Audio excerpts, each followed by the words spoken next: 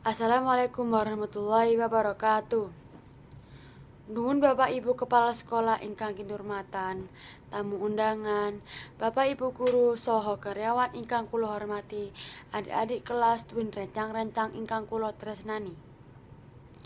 Puji syukur konjuk wonten ing ngarsanipun Gusti Allah ingkang Maha Asih.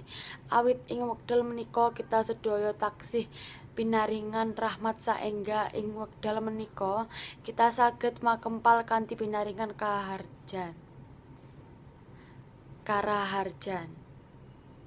Kula minangka wakil saking kelas 9 ngaturaken agunging panuwun ingkang tanpa upami dumateng Bapak Ibu guru. Awit saking sih kastrenan anggenipun nggulawentah dumateng kula sakanca, saengga saged ngrampungaken kewajiban anggen kula sakanca ngangsu kawruh wonten ing pawitan menika.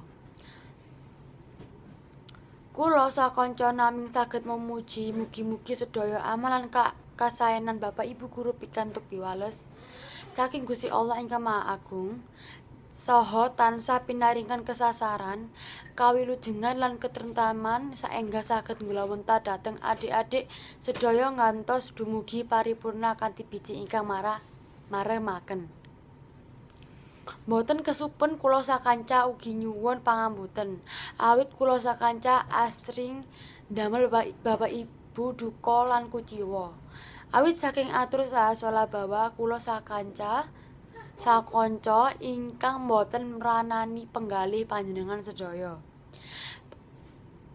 Dumateng Bapak Ibu guru lan adik-adik sedaya, sepisan malih kula dengunga mugi tansah pinaringan rahmat saha barokah ing Gusti Allah. Amin.